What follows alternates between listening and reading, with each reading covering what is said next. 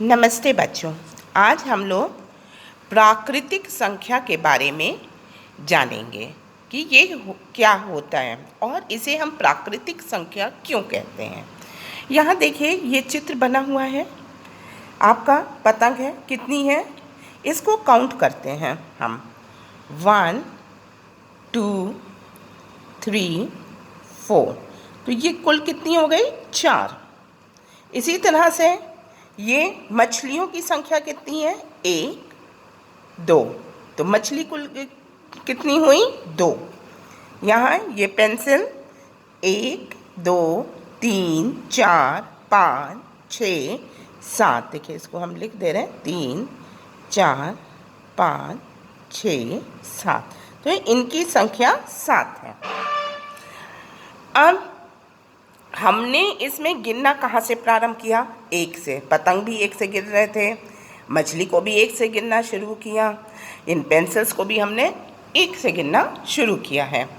तो जो हमारी गिनती वाली संख्या होती है उसको हम प्राकृतिक संख्या कहते हैं।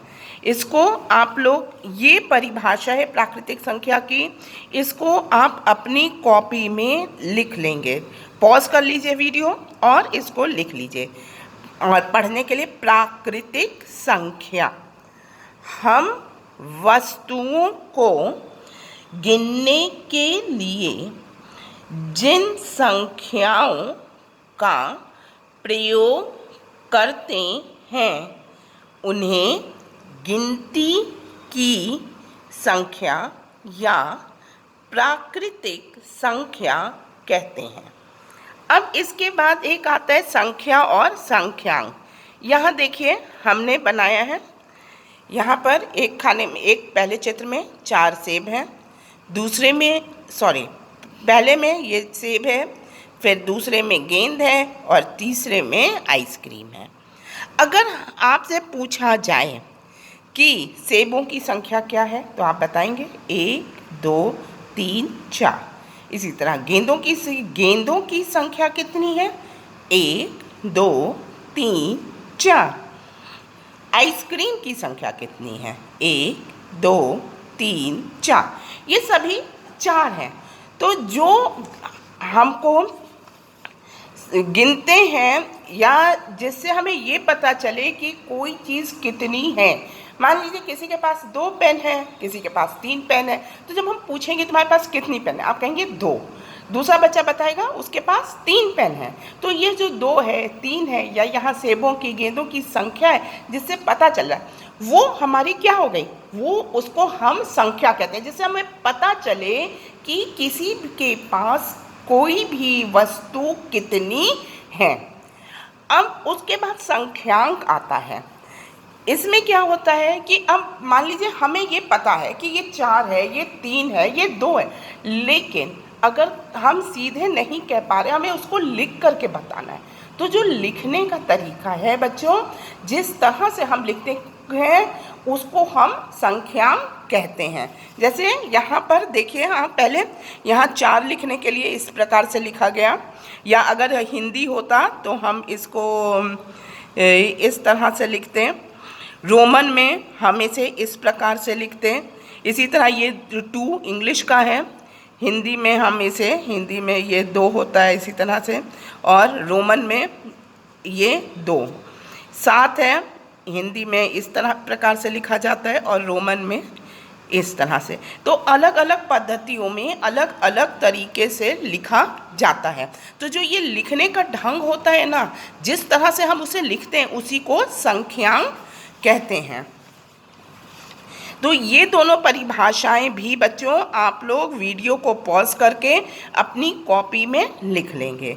इसके बाद इसको हम और अच्छे से इस तरह से समझ सकते हैं। जैसे मान लीजिए हमारे पास संख्या है, कुछ संख्या हम ले रहे हैं 27 38 10 7, ठीक है। अब इसमें ये हमारी क्या है, ये हमें बता रही है कोई चीज़ की, अगर आप गिनेंगे कितना है, ठीक है, तो ये हमारी संख्या है। ये बना किससे? देखिए ये 2 और 7 से। यहाँ पर 27 में कौन कौन से अंक हैं? 2 और 7। इसमें कौन से अंक हैं? 3 और 8। यहाँ 1 0 और ये केवल 7। तो इस तरह से ये 27 हम बोल रहे हैं और ये आप, तो वो जो है आपका संख्या है। लिखने का तरीका संख्यांक है। अंक कौन कौन से हैं? 2 और 7। इसी तरह से 38, 3 और 8 ये 2। 38 को हम लिखते इस तरह से हैं, ये संख्यांक है 38 का। और ये किन अंकों से बना है? 3 और 8, ये अलग अलग अंक हैं। अब इसके बाद बच्चों एक होता है कि देखिए इसी में देख लीजिए, ये जो अंक है 27, एक होता है पूर्ववर्ती और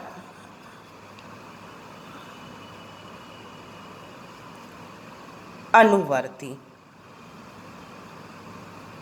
ठीक है, इस अनुवर्ती को कभी कभी परवर्ती भी कहते हैं। ठीक है,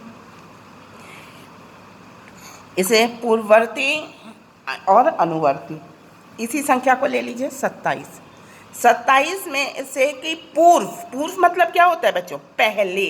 तो 27 से ठीक पहले कौन सी गिनती आती है? 26 आता है। और 27 के ठीक बाद कौन सी आती है? 28। 38 है।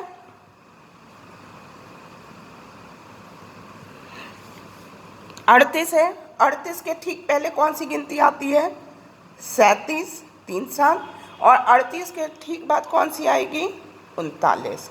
तो ये इसकी पूर्ववर्ती है और ये 38 39 38 की अनुवर्ती है। इसमें क्या हुआ कि अर्थात हमें पूर्ववर्ती लेने के लिए 1 कम कर देना है, 1 घटा देना है, और अनुवर्ती के लिए उसमें 1 जोड़ देना है। अच्छा, अब देखिए जो हमारी प्राकृतिक संख्याएं होती हैं वो होती है 1 2 3 4 5। ठीक है, अब इसको देखिए, यहाँ पर 2 है तो 2 यहाँ पर, या 3 ले लीजिए पहले। 3 है, इसका पूर्ववर्ती क्या है? 2 और अनुवर्ती क्या है? 4। आगे वाली, एक पीछे वाली संख्या पूर्ववर्ती और आगे वाली संख्या अनुवर्ती। 2 का पूर्ववर्ती क्या है? 1 और 2 का अनुवर्ती क्या है? 3। अब 1 की कौन सी कोई प्राकृतिक संख्या ऐसी जो 1 की पूर्ववर्ती हो सकती है? यदि हम 1 में से 1 घटा दें, हमें पूर्ववर्ती कैसे प्राप्त होता है? 1 घटाने से होता है। ठीक है, तो अगर हम 1 में से 1 घटा दें तो ये 0 होगा, लेकिन ये 0 हमारा प्राकृतिक संख्या नहीं है। तो इसलिए सबसे छोटी प्राकृतिक संख्या बच्चों क्या होगी? 1। और कितनी भी बड़ी संख्या ले लीजिए, आप 1000 ले लीजिए तो उसमें 1 जोड़ देंगे, 1001 बन जाएगा। 1 लाख ले लीजिए, 1 लाख में 1 जोड़ देंगे, 1 लाख 1 हो जाएगा। कितनी भी बड़ी संख्या लेंगे, जैसे ही उसमें 1 जोड़ेंगे वो अगली बड़ी संख्या बन जाती है। तो सबसे बड़ी संख्या कोई भी नहीं है, सबसे छोटी संख्या आपकी 1 होती है। आज के लिए बच्चों इतना ही। Thank you.